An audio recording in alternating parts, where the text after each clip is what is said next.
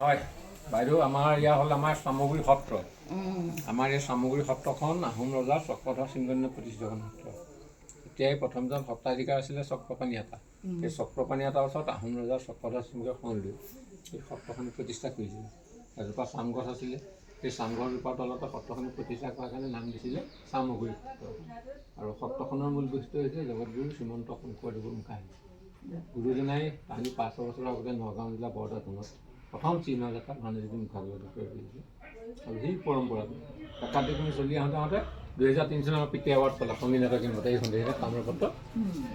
তেতিয়াই বিখ্যাত হ'ল এই আব্দুল কালামৰ লগত সেয়া ফটো এটা বাজপেয়ী ৰাৱণ উপহাৰ দিলে। 13 চনত পালে প্ৰণৱ বৰা শিল্পী বঁটা। তাৰপৰা আমি সিদিনা গ'লোঁ হায়দৰাবাদত সেই ওপৰতে প্ৰথম দিছে আমাৰ সেয়া সৌভাগ্য হৈছে। তেতিয়াৰপৰা মানে মুখাটো বিখ্যাত। তাৰপাছতে আমাৰ মুখা বনোৱা প্ৰতিযোগিতা প্ৰথমতে আমাৰ এইবিলাক বাঁহৰ কাঠিয়ে কৰোঁ। সেয়ে তাৰপিছত কুমাৰ মাটিয়ে কাপোৰ মাৰোঁ, গৰু গোবৰে চেহেৰা বনাম, আকৌ কুমাৰ মাটিয়ে কাপোৰ মাৰোঁ, তাৰপিছত ৰং 5টা পৰ্যায়। আৰু এই মুখাকে আমি 3টা ভাগত বনাওঁ। ইয়াত দিছে ভগন্ত দশৰথ চতুৰ্থ অৱতাৰ নৰসিংহ অৱতাৰ, বৰ মুখা বুলি কয়। তাৰ কাষতে আছে এইবিলাক নৰসিংহ সেয়া লুটুকুৰি মুখা, আৰু এইবিলাক হ'ল মুখ মুখা। এইবিলাক আমি যেতিয়া ভাওনা কৰোঁ এইবিলাক আমি পিন্ধি লওঁ। ধৰক সিদিনাখন কালিবাদত এই মুখাটো যদি পিন্ধি দিওঁ এইটো এনেকুৱা হ'ব। এই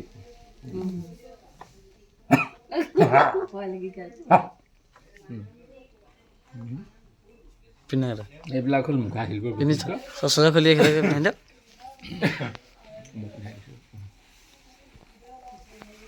খাইছেনে? মুখন দিয়ক। তেখেতলোক খোৱা নাই আৰু হাত নলগাব, হাত লগালে বেয়া হৈ যাব। মোৰটো অকণ ডাঙৰ নহয়, তেখেতক খোৱাই নাই। নোৱাৰে, তেখেতক খোৱাই নাই বস্তুটো, খাব লাগিব। হ'ব। তাৰপাছতে আৰু এইবিলাক বিভিন্ন ভাওনা ধৰক মুখা হয়তো ৰামায়ণ কাহিনী আৰু কবন্ধ ৰাক্ষ কণভূত বুলি কয় কাহিনী। বুকুতে চকু বুকুতে নাক। তাৰপৰা সেয়া ৰাৱণ, সেয়া নৰসিংহ, সেয়া বান ৰজা তেজপুৰৰ। এয়া হ'ল আপোনাৰ সুগ্ৰীৱ, হয় এইবোৰ বিদুৰ আৰু এইবোৰ ৰামায়ণ কাহিনীৰ চব মুখা আহে। ৰাসৰ আছে ভাগে ভাগে। হয় হয় হয়।